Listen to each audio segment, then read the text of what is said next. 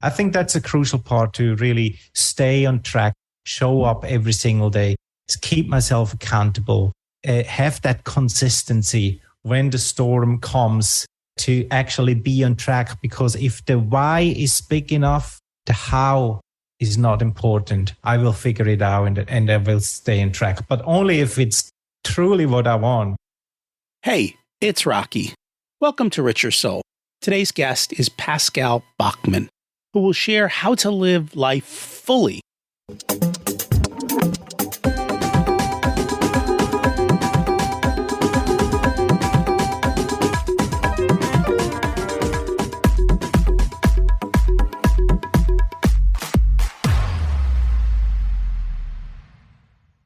Imagine it's 12 months from now, and you've achieved your major life goals.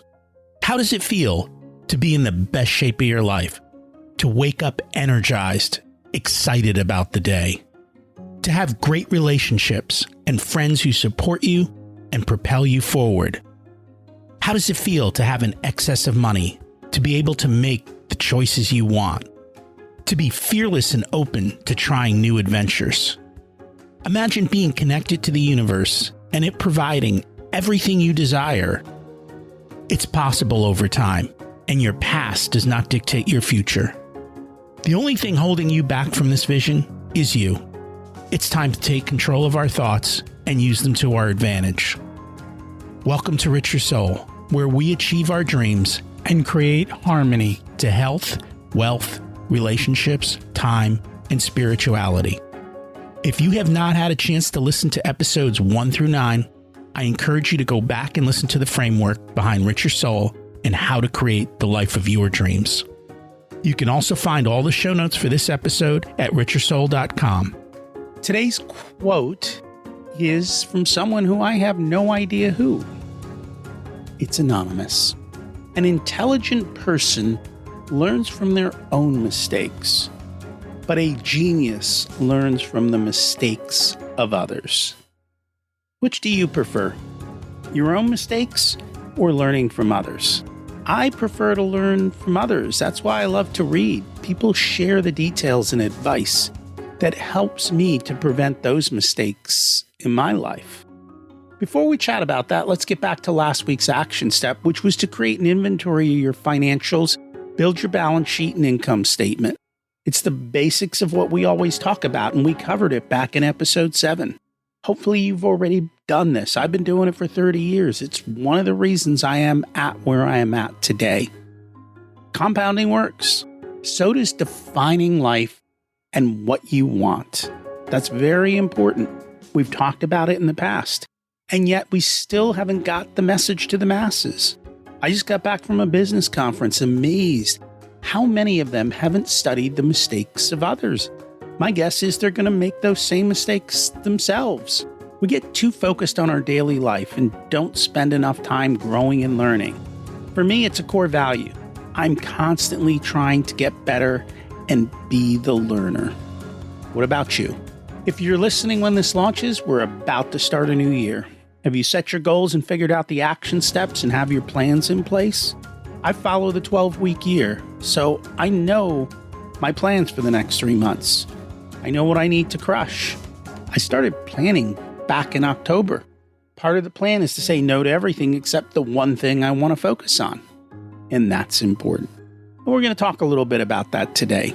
Our guest is Pascal Bachmann. He is an international speaker, life and business strategist, and an author who empowers entrepreneurs to be healthy and successful leaders in business and life. Let's meet Pascal. Welcome to Richer Soul, Pascal Bachmann. It's great to have you join us today. Thank you for having me, Rocky. Great to be here. It's great to be here, and I'm excited to learn from you. Let's start at the beginning. What was it like when you were growing up, and how much did your family and school teach you about money? I grew up, I would not to complain, but I think it was not the nicest childhood I wish for other kids to have. So my parents, they were fighting. They didn't go really along with each other. I grew up in an orphanage in Switzerland.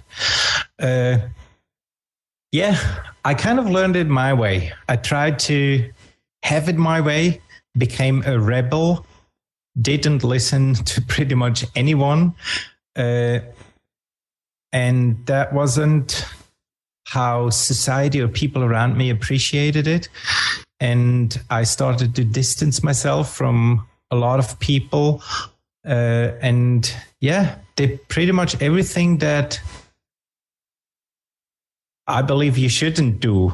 For me, it was good. Looking back, I learned a lot of things on what to do, what not to do, what to appreciate, what not to appreciate, and why. But I wouldn't appreciate a kid doing what I did. So I steal stuff, I lied, I deal with drugs, I fight people, I broke in stores and you know, all that stuff to kind of prove myself. And later in my years, I realized why I did all these things. I wanted the attention. I wanted people to look up to me, to care for me and all that stuff. But this is how I got it back there. Yeah, it was a difficult childhood, but I grew up and here I am with different businesses, 7 businesses in the past 20 years in 3 different industries. We made 20 million plus. I also had an 8-figure bankruptcy. So I had ups and downs. And I think I know a little bit about something about how to build a business, what to do, what not to do based on my experiences I had. But to come back to your question about money, I didn't learn a lot about money from my parents or from people around me in general in that orphanage that I grew up. And still do we learn when we grow up, right? It's a subconscious pickup that I had.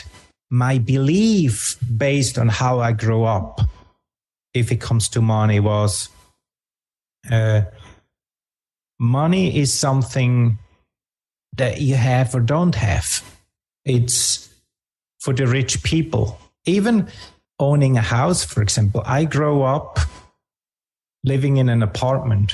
To have a house, to own a house, to live in a house was something that I never even think about. It was just not the way I grew up. So therefore it was nothing that I spent time with thinking about. It was always that belief. This is for the rich people who can afford it, people who are better than I am, who learned more, who are smarter, who are better. And that was something I needed to learn about myself when it came to overcome these things, limiting beliefs, past negative emotions and all that stuff. But that was more part of my journey in the later years when I realized, hey, there are some things in my belief systems that I probably should get rid of in order to live the life that I believe I deserve. And that was a journey that I went into with very much interest. Once I realized that it is not the rich, it is not the president, it is nobody around me but myself, and I have the power to change it. And that was then the personal development path that brought me to where I am gratefully am today. Was there a moment when the change occurred? You talked about what your early childhood was and the way you were behaving. How did you go from that person to the person you've become? Was there a defining moment or some sort of intervention? Yeah, it was. I remember that day very, very well. For me, it was martial arts. I remember saw that Bruce Lee movie one day and I thought, like, the guy's cool. He's not just talking, he just do more. And I started to have interest in martial arts. And I had the luck back then in Lucerne, in Switzerland, where I grew up. I hear about this master, this Korean master who served in Vietnam, who was world champion, a Korean with like 7 black belts. And I decided to go and see what these guys are doing. And I remember walking in there, see all these black belts and white belts, different belts. And the guy was always in his office. He didn't come on, but they warmed up. Everybody warmed up. And then I remember there was a specific moment where I was watching these people warming up and the door opened. And then from one to the other second, it was just one loud voice that say, "Raw!" And everybody was silent. Everybody stood like stiff. And then the guy came in the door, and then they all bowed. And then it was back to normal. And I thought, like, are these guys crazy? What just happened? and I realized the person who entered the room was a black belt. And this is how they honored them and gave them respect. They just greet these people like this. And then when the training actually started, I saw and experienced so much discipline and respect. It was really like in the army, like every movement was on the point in the same second, everybody. And I was just fascinating and started to join this back then Taekwondo class every single day until I started to fight on the world championship and do other stuff there. But why do I say that? Working out and learn that mentality without having parents who actually care for me. He was like a father for me. He taught me respect. He taught me responsibility, self-responsibility, show up, discipline, and to just show up every single day and try to become the best version that I can be and supposed to be a gentleman and all that stuff. And back then I was like I said before, I was a rebel. I was stealing. I was breaking in stores and did all these things. And I had black long hair back then, and I was stealing my food every single day. And I remember that one day I went into the store, and I always steal like yogurt and all this stuff in a store in Switzerland. And just like any other day, I went in with my backpack, I filled my stuff up, and I went out. And then I got catched like by a woman. And she tapped me on the shoulder here where I had my backpack, and I pulled her arm away and slapped her and run away. They didn't catch me. But I remember that moment very well. I realized, hey, you need to change who you are. You need to change your life. You are doing this every single day, and you know it's not good. You know it's not the right thing to do. And at the other side, I pretended to be the good guy, go and work out. But this contrary lifestyle that I experience in doing martial arts to who I was when I'm not started to overlap. And I started to kind of just mirror my actions. And I wasn't happy. I felt like I live against my core values. I do something consciously that I know is not right. And at that moment, I decided to change my life, I decided to steal one more time. Nice clothes, a suit and all that stuff, because I had like t-shirts and jeans and stuff like that. So I decided to go and get one more suit. And then I knew I'm done. I'm not going to steal anymore. And I cut my hair like 1 millimeter, wear nice clothes. And that was probably one of the most hardest thing I ever did in my life. I knew I need to turn my back to all of my friends.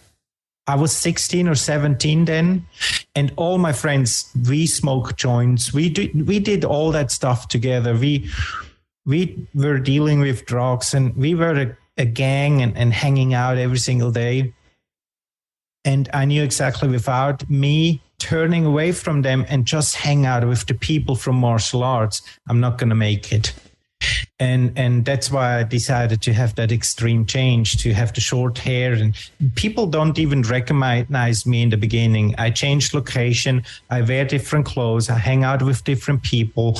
And I just decided to not do the wrong things anymore, to my best ability back then. Yeah, but that was martial art was the trigger for me that allows me to actually become the change. And those are a lot of the principles we're going to talk about today. In the US, if we think of Switzerland, we would never think of those problems, right? We think of it as the perfect country where everything is just wonderful. And yet, just like everywhere else, every place has their problems. Every youth has their issues, and we all have to overcome these struggles and improve ourselves and make those changes. Right. I agree. I think it's never the place. It's funny. One of my friends, he's from Switzerland too. He always complain about Switzerland, and he want to go to Thailand. And then once he's in Thailand, he want to go to India. And there's always something everywhere. And I remember telling him one day, hey, it doesn't matter where you're going to end up. It's never going to be the right place for you. Do you know why? And he responded, said, what do you mean? No, why? And I told him, because you will be there. It is not the place. It's not the culture. It's not the language. It's not the food. It's not the weather. It's you. And so I think every single country on the planet has its own things. But at the end, I believe that everything that I experience in my world is nothing else than my personal inner state of being. So it's me. It is. It's funny because I remember a story, and it's from the old times, where people would come to a town, and upon entering the town, they'd be like, what are the people like here? And the person who he asked it said to him, well, what are the people like where you come from? And whatever that person said, he goes, that's what you'll find here, because we find what we look for, right? And if we're going to look for problems, we'll find problems. And if we look for greatness, we'll find greatness. So those are the choices that are there. You mentioned that you've been successful in business, but in spite of that, you had an 8-figure bankruptcy. What happened? I made fast decisions that I didn't really overthink into details. It was actually a very specific moment. I had a device from the US, invented in the US. I had exclusive rights for Europe, and I built a franchise, 13 branches, and we plan to expand. So I wanted to have a credit, like a loan. And so I wrote the best company, or the most well-known company in Switzerland, and sent them a business plan and told them, hey, this is what we currently do. This is what we plan to do. And I just wanted to have $500,000 from them. They wrote me back and say, hey, Mr. Bachmann, you have too much value. You can't go on alone. Like, we can give you 12, 15, 20 million, but not $500,000. If you really want to grow this with the potential that you have as an individual and with what you built so far, we want to help you and support you to actually expand that franchise all over Switzerland, Germany, and Austria. But only if you do it big, we can and will support you. So I went into that and I had like 53 or something. I'm not remember 35 or 53. I don't remember. I had so many investors and conversations and traveling around talking with them until I had that one person who I knew, if that guy say yes, it's gonna happen. So we talked a lot about business plans and how to expand and when and where and all that stuff. And Mr. Hünemann back then, he said, yes, let's do this. And I knew based on the handshake that if he say yes, it's going to be a yes, because he did, I believe, more than 60 other deals in Switzerland through that company in the past 20 years. And the biggest one, like the most expensive one that he financed or helped finance, was $960 million. So 20 million was nothing for him.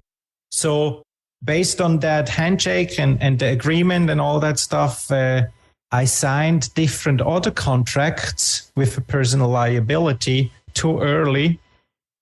And what actually happened is, before we signed the final contract tomorrow, I decided to just call the guy the day before, because he was not the youngest, to make sure that he doesn't forget it, because my drive was like 8 hours to Germany.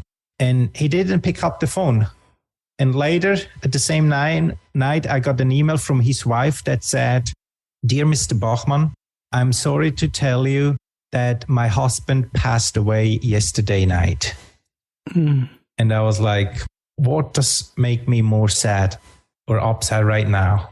The death of a guy, the death of the person, or me knowing I'm going to face a bankruptcy because I knew other things that I signed back then. Yeah, but then thing happens and it didn't work out so well and I lost everything. It was basically the wrong decision, too fast into it. I was looking for different solutions for a long time. And I thought like, now I finally had it. I had verbal conversations and confirmations about that. This is a 100% thing. And because of pressure in different other areas, I decided to give them a signature without actually having the main deal, not just signed on paper, but on my bank account. And that happens sometimes, but we learn from these situations. Right. It teaches me a lot. They teach you a lot. They make you stronger and better. So one last money story. We were chatting about this before we hit record. You came to the U.S. and you said to me, our system is upside down with money from what you learned. Can you share a little bit about that? Yeah, it's funny. When I came to the U.S., all these credit cards and no cash and all that stuff. I remember I went into a store with my wife. We bought a house and we needed furniture and all the things. And we looked at different places, what we want. And then we pick all these different things like the sofa and tables and, all that stuff. And then the guy at the end said like it was 20-some thousand or something. So how do you want to pay? So I said, let's just pay it. Like for me, it was almost strange to hear a question like that. And then he said, well, we have a 0% interest option.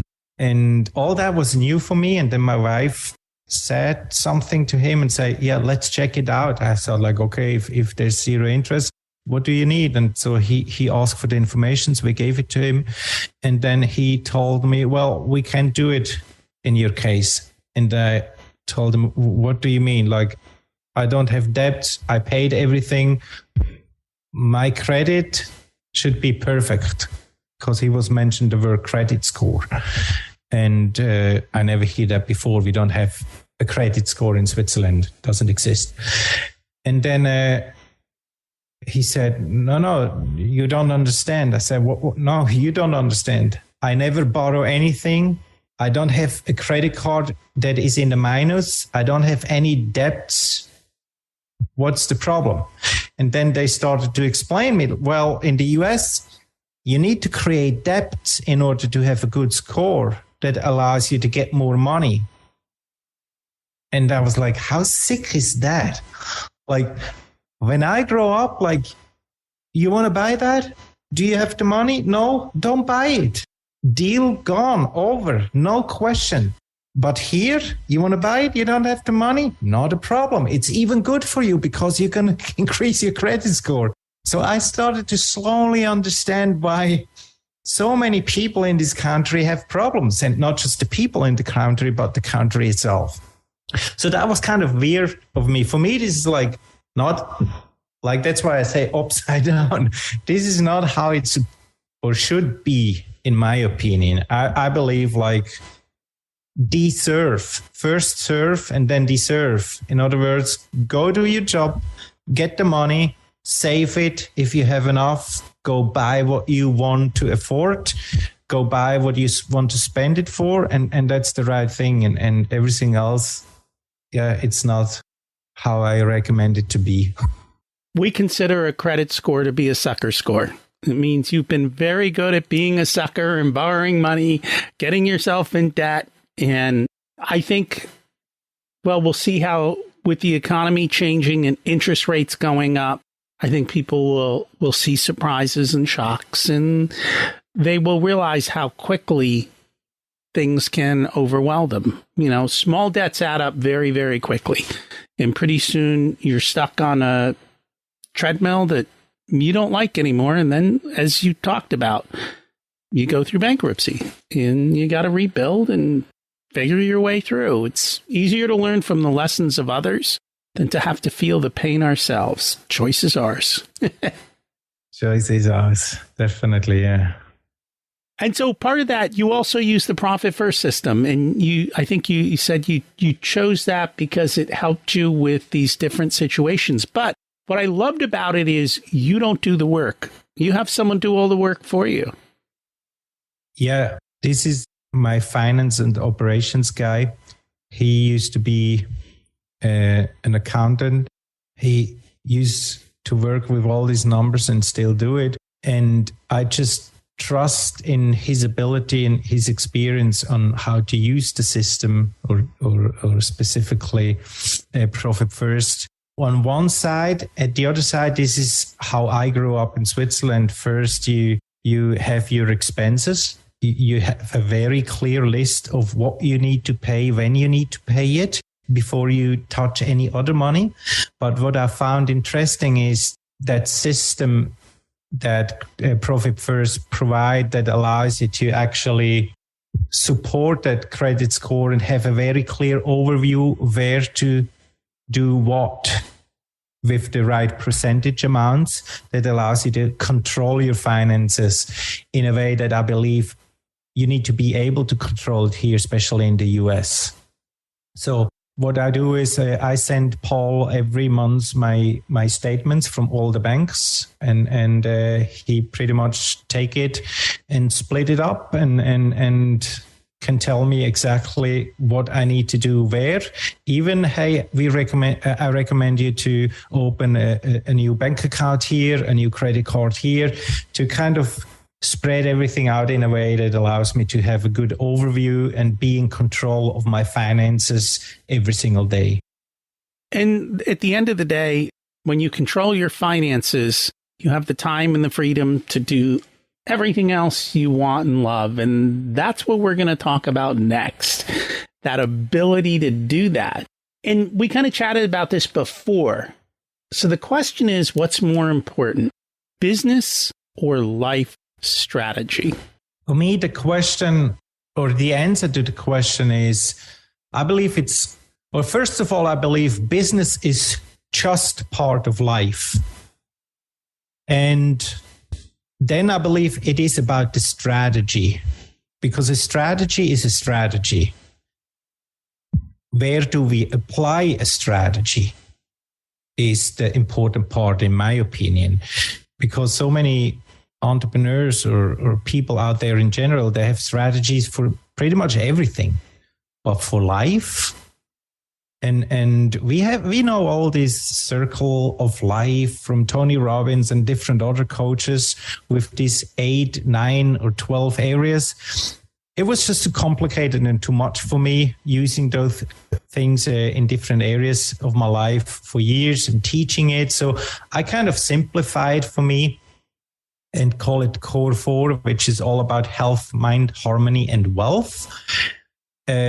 And this is how I live my life. I believe it is very important to have clarity on what I want in different areas of life and to really understand why do I want to achieve those things. Everybody's talking about the vision today, the vision and the mission and the passion and all that stuff. But what does it really mean to have a vision?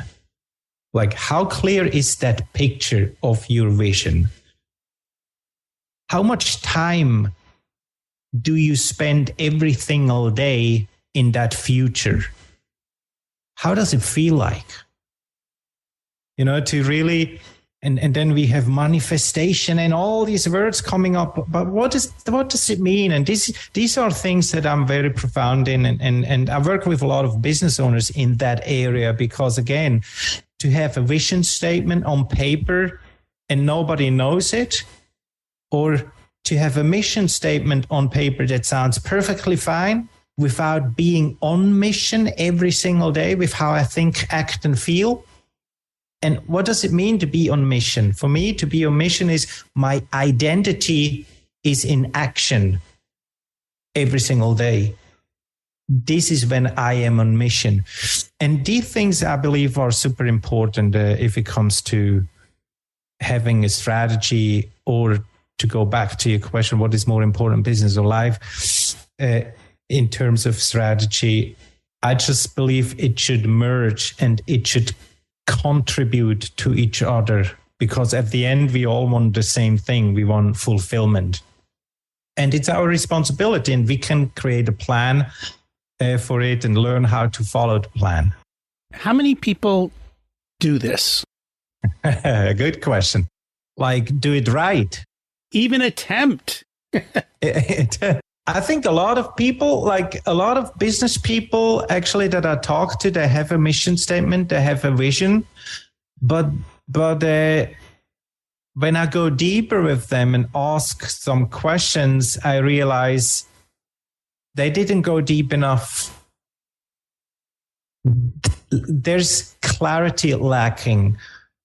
They have a broad idea of what they want, but the why is not clear. The how is also not clear.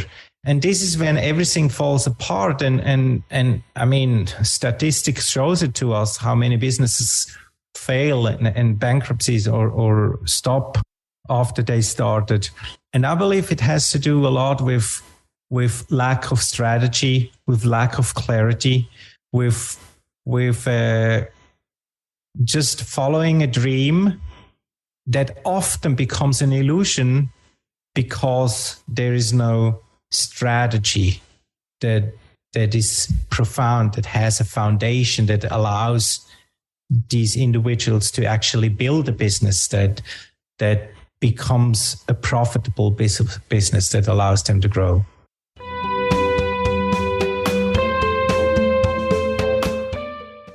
Today's episode is sponsored by Profit Answer Man Podcast. Did you know that most small business owners hate looking at their financials? It's one reason they may struggle with business success. The Profit Answer Man podcast helps them ensure they are profitable and can pay their employees and weather the storms we all have to face. It's built on the Profit First methodology of pay yourself first. The Profit Answer Man podcast is a must listen to for every small business owner and anyone who wants to help them survive and thrive. Check it out on your favorite listening platform.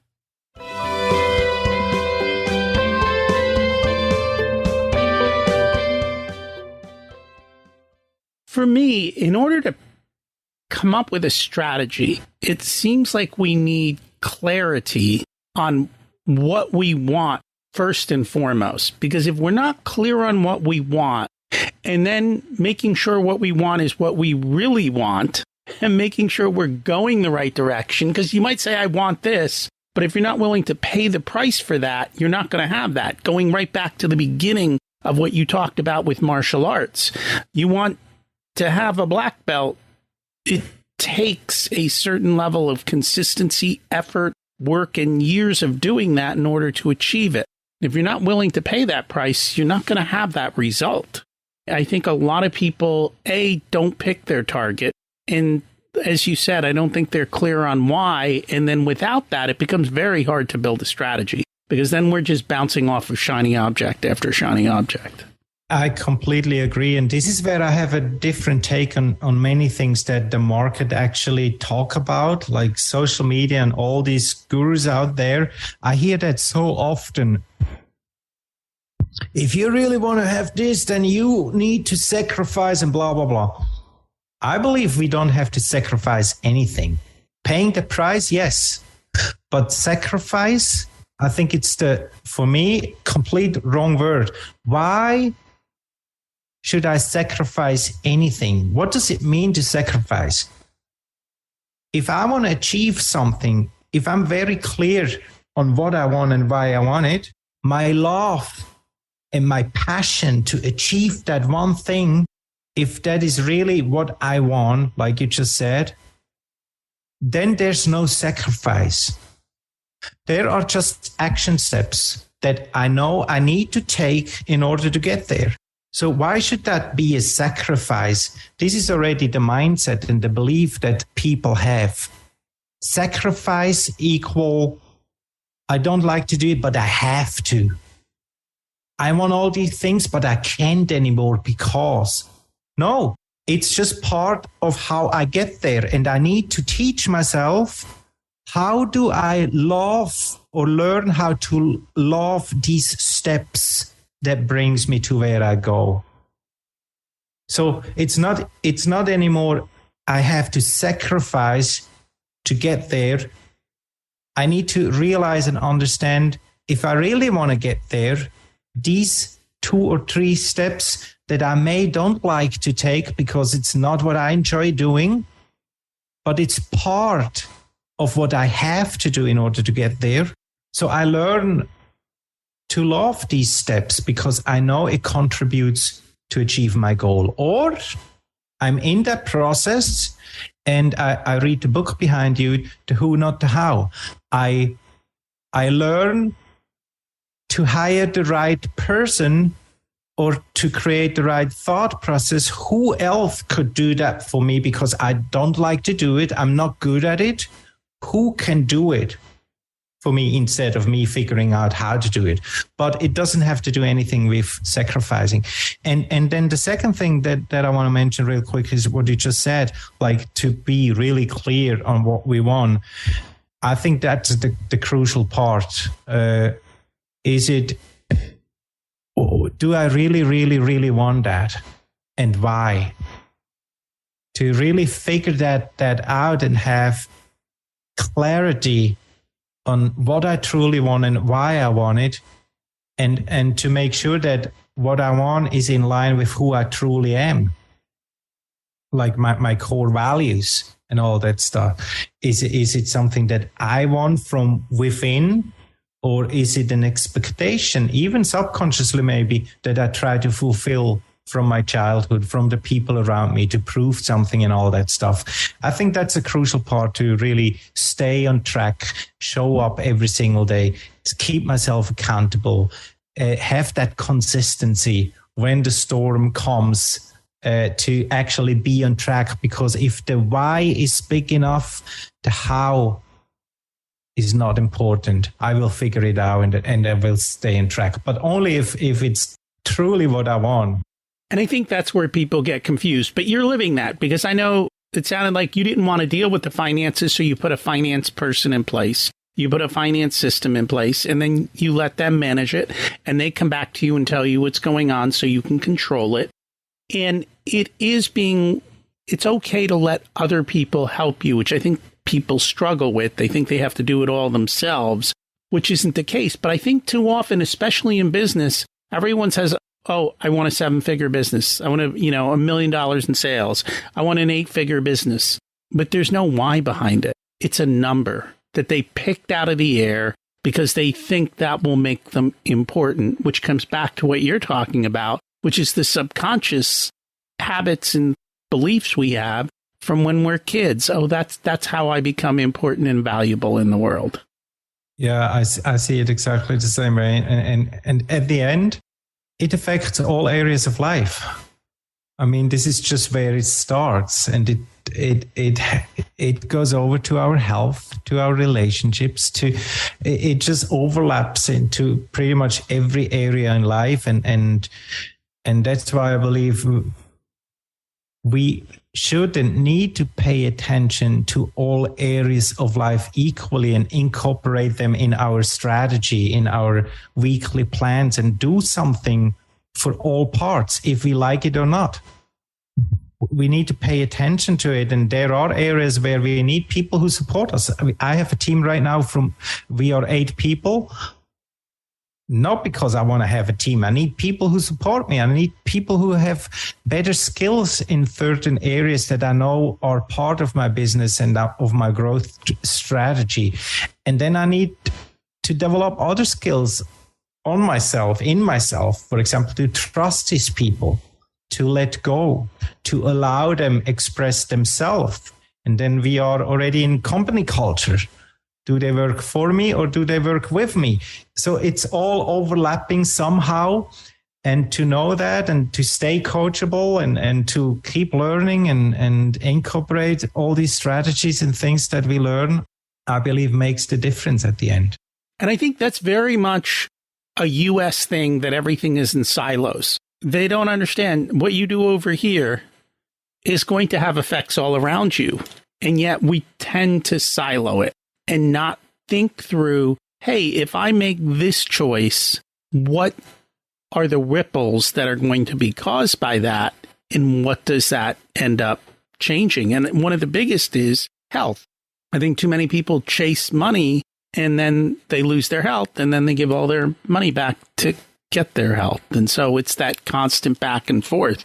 But if you take the time to define everything and make sure it's what's for you, not what somebody else decided for you, and then you can build a strategy and a plan to be able to achieve that. And when you get stuck, you get people to help you. And you work with them in that type of a collaborative place. And then life gets easier. And enjoyable. And enjoyable. This is why I created the Core 4. The Core 4, it's all about, the first pillar is health. And health is all about the body, which includes the mind. But it's all about nutrition, exercise, and well-being, wellness, to relax, to sleep enough and all that stuff. But basically, it's about creating that healthy body. And then the second pillar, mind, it's all about purpose, true purpose. Why am I doing what I'm doing? Why am I even here? To remind myself, why did I start this business? And in that pillar, mind, if it comes to purpose, it's all about identity, vision, and mission. To really go deep and have clarity. And when I talk about vision, it's not just that one business vision, it's the vision for all 4 pillars. And once I have that clarity, it goes to harmony, which is all about love. Do I really do what I love? And do I love what I do? It goes down to relationships with my creation, with my business partners, with myself, with my family, friends. It has also to do with fun. How much fun do I still have in my life beside building that business? Do I have that balance? And then in pillar number 4, we talk about, if it comes to wealth, I narrow it down to business. We talk about, how do I have the biggest impact in who I am and what I do in business? How do I express myself? How am I in line with who I truly am? How does what I do in business contribute to me achieving my life vision? And if it comes to business impact, what we do there with my other company, Strategy Achievers, we help entrepreneurs position them as the authority in their niche. We use the power of PR and create that authority for more credibility. And we do like podcasts, TV, publication, Forbes, Entrepreneur Inc. and stuff like that. But this is how we can help achieve that goal. But before we get there, we need that clarity. And I just believe that if I create that healthy body that I need to go through the storm of an entrepreneur with the clarity and mindset that I need, and having the harmony in life with my relationships, with my partner, family, and all that stuff. If I have all that, I have a completely different impact in business. And impact leads to success, and success can lead to financial freedom or other goals that these entrepreneurs had. But again, the ultimate goal I believe that we all have is to be fulfilled, not just in business, but in life. And that's not always easy to achieve. You've talked a lot about health, and I know that you actually spent a lot of time in this space. You actually were crazy enough to go deep into doing 12 different types of diets over a period where, I mean, you gained weight, lost weight, went through all that. What did you learn from that? I learned a lot. First of all, how much my personal health or general, it creates an inner state of being, affects all areas in life. When I was unhealthy, overweight, eat everything. I just hadn't have the same drive in business, being active in other areas of life. It just took over. I got more lazier. I needed to much more self-motivation. So I realized that my body and how I felt and treated my body, the fuel, the gasoline that I put in through food and nutrition, vitamins and stuff like that, determines how I feel and how I perform. But it also teaches me how much control we actually have over how we feel, how we look, how active we are. It's our personal responsibility. I hear that so many times, that this happened to me, that happened to me. And we all know that. Like, I guess your listeners, like, when they go on YouTube, they hear Tony Robbins say, nothing happens to you, everything happens for you. And I agree. But maybe it happened through you by the decision that we do every single day. And I'm a believer of that. I believe that how I look and how I feel and what happened to me happened through me. It is my responsibility on how I react to these different events. And especially that's something when I realized, and it is challenging and not easy for many people. It's something that we really need to focus and train and create a habit. We are in control what we eat, when we eat, how we eat. We are in control of all the other things that we can make decisions on. And too much or too many times we choose to come up with an excuse. It's my past, it's my genes, it's my pretty much everything, but not me. And another thing, maybe to complete that, what I learned is so many people after this, I did that 12 times in the past, almost 20 years. So tell me, which one is the best and healthiest diet? You did them all. There's no healthiest diet.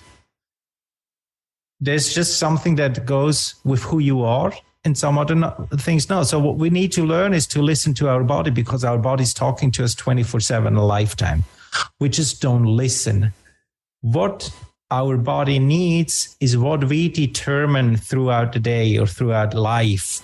And if we create the sensibility to actually listen and pick these things up and give our body what it needs, it creates who we are at the end, because the body is, we are not hungry. We are not hungry. The feeling of hunger that we believe we have is nothing else than the body is talking to us and say, hey, I need these 7 things, which is fat, carbohydrates, protein, vitamin, minerals, fibers, and water, in the right relation for me to function. Otherwise, I die. This is why we eat and why the body asks for food. Because if we don't give these things to the body, it will not function. And we think we eat because we're hungry. And what do we eat when we're hungry? Something that we like. And probably most of the things that we like is not what the body really needs to survive. So I learned a lot and in this journey about how I feel, about how I perform, about how it affects my business, my life, my relationship, about how it reflects how I look, and therefore my self-confidence, because I see myself in the mirror. You know, all these things, again, everything is interconnected at the end. So I learned a lot through that journey. And by the way, I'm doing it right now, the last time. I'm turning 48. Is that not, now it's enough. I'm too old for that. I'm turning too gray. I do it one more time. I eat myself up on purpose to 215 pounds 3 months ago with a lot of M&Ms. and right now I'm in the journey. I think I'm on day 85 or 86 or something. And I'm 25 pounds down right now. And I think around February, March, latest April, I'm probably going to be back on 180 80 pounds, 5, 6, 7% body fat, feeling the way I feel comfortable. So what are you doing currently? A ketogenic diet and intermittent fasting together. I get up in the morning. I usually get up at 4. We have a walk. I do my meditation, all my morning rituals. And then my wife bring me lemon juice, a fresh lemon juice in the morning. And then around 2 o'clock, we break the fast with a green fresh juice. And then we go to the gym. And around 5, 6 o'clock, I eat keto, which means 70 to 80% of our calorie intake comes from fat. 20 is from protein, and we try to completely avoid carbs. That makes me feel good. It's easy for me to do. It's comfortable because I'm the all or nothing guy. I cannot go with one scoop of ice cream or with a little bit of chocolate. I need to go for the whole thing. So I better stay away from it completely. It's just easier for me. I'm not saying that's the best thing, but I'm healthy. My blood levels are perfect. I feel comfortable, but that works pretty good for me, ketogenic diet. You said 70 to 80% fat, which I think for most people, they'd be shocked. People were unfortunately taught that eating fat makes you fat, which is the opposite of the truth, which is eating carbs makes you fat. And that's how insulin works, how our body stores. It's natural and it's the way it works. And it's designed by nature to do that on purpose. The problem is we're not living in what is natural anymore. We don't have seasons in our food. We eat all the time. How do you get such a high percentage of fat? What is it that you're eating that gives you that level? I sometimes even have my own oils, like extra virgin olive oils with some herbs inside, and I take shots from time to time. I also have MCT oil from coconut. So I make sure I have a lot of good, healthy oils, avocado. When I go in the restaurant and eat a steak, I'm not going for the filet mignon anymore. I'm going for the ribeye steak. So stuff like that. But usually I make sure I have quality oils. And I'm from Switzerland. I love cheese. So cheese have a good amount of fat. The brie cheese, for example, about 80% of fat. So with the right choices of food, it needs a little bit of education on what to eat to have the right relation, to still have quality. But one thing that I believe is important that many doctors, and I had I'm in the health industries for 20 years. I had a practice for Asian therapies, and I talked to a lot of doctors who don't know what a ketogenic diet is. They just hear that amount of fat is not healthy. Like, I want to emphasize that, and absolutely nothing against any doctors, but a doctor learned 40,000 different illnesses and medications, but not one single health. So they don't know. It's the wrong person to ask if it comes to diet. Because the body have the ability to switch from the sugar metabolism, from the carbs, to the fat metabolism. And once it is in the fat metabolism, all these fats become the main energy source, and the body needs it in order to function. So it needs a little bit of education and reading to really understand the concept. But healthy fats are way, way, way more important and healthy and needed for the body than all these carbs that many countries over many generations believe is the main energy source. It became the main energy source based on what they sell you every single day in every single store. But it's not what the body originally is made of and need in order to provide you the energy that you need to live. And if you go back in time, not that far ago, people ate dramatically different, and the quality of their food was dramatically different, and the quantity of their food was dramatically different. And I think we've lost all of that. And you get stuck in what you see around you currently and you don't realize the past. When it comes to doctors, they spend almost no time in nutrition class.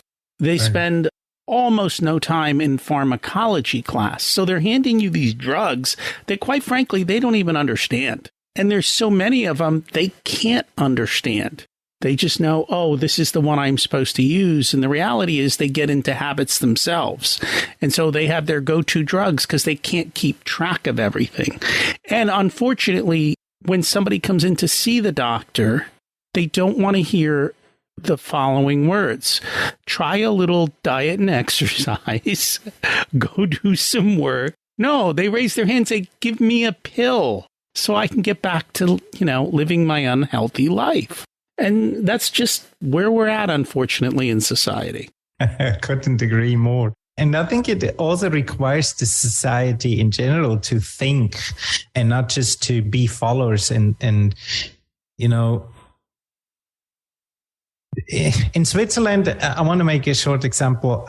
We have this, I remember in the praxis, I have these clients and they talk about how great their doctors are and stuff like that. And say, okay, he's one of the best doctors, you said. Like, does he take new patients on? I can send him some of the people that I've... No, he's completely full. He doesn't take any more patients. He's one of the best in town.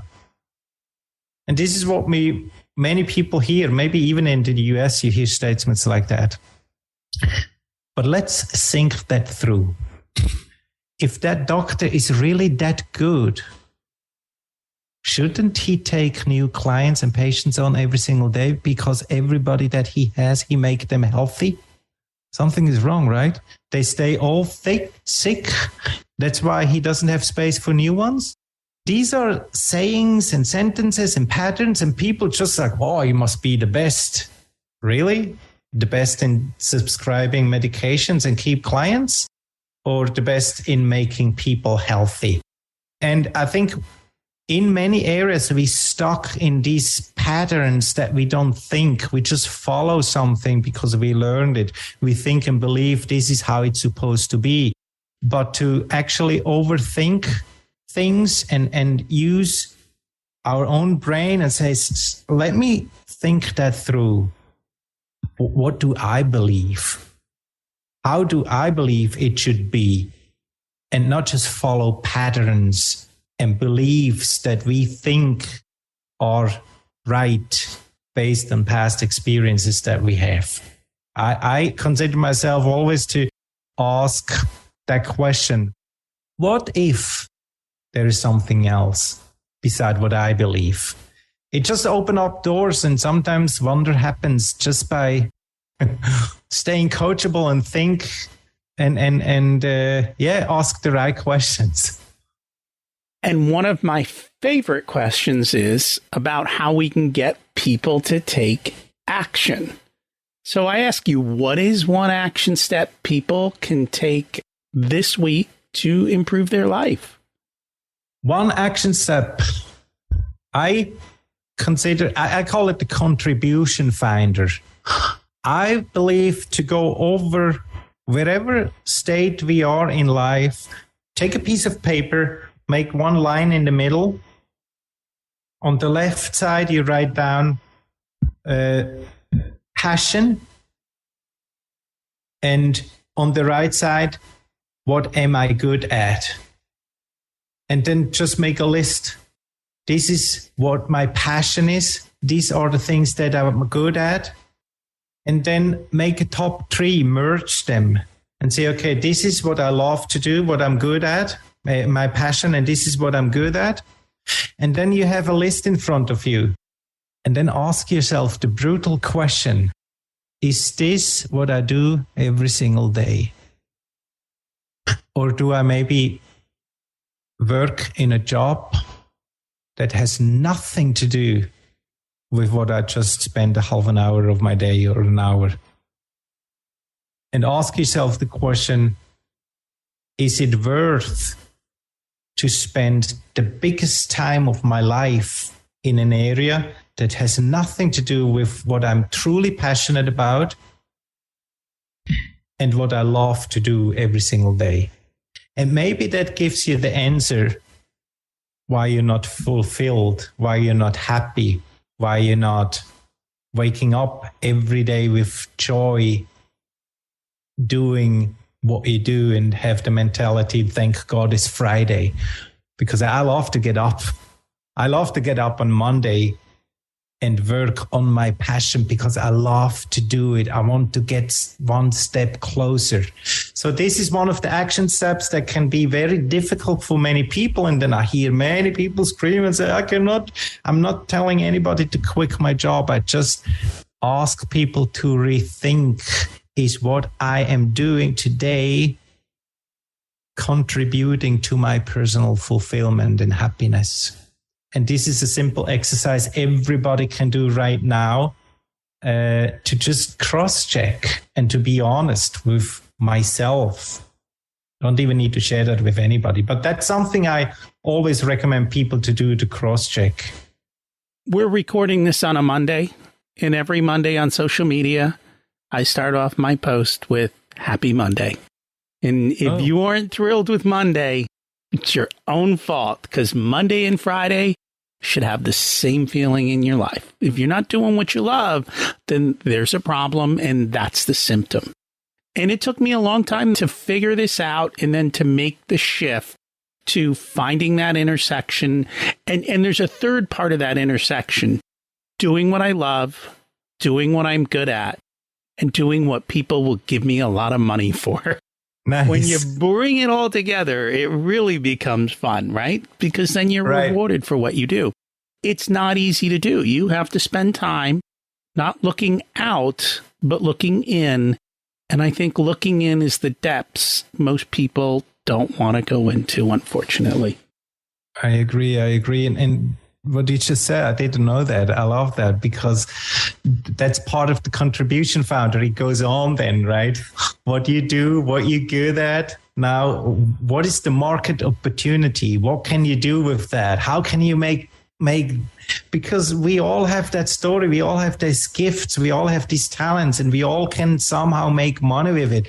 But we need to be brave enough. But in order to be brave enough, we need first to have clarity and believe in ourselves. And it's possible for everybody, but it needs the commitment to invest the time into myself, to allow myself to explore, to become that person, to stand up for who I truly am.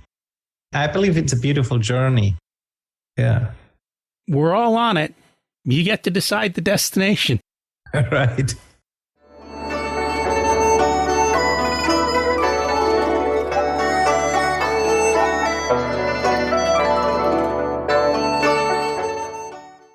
It's time to learn the secrets of life. What's your secret to living an abundant life? To allow myself to be who I am. Who you are, not who somebody else said you were. Right. Big distinction. What did you learn later in life that you wish you would have learned sooner? That everything that I experience in life has to do with how I think and how I take action. It's my responsibility. It's your responsibility, but it's also your reflection. Like if we had a situation and 8 of us were in the room and something happened, I bet all 8 of us would have a different reaction to what happened and different feelings. So if that's the case, then it's my ownership, right?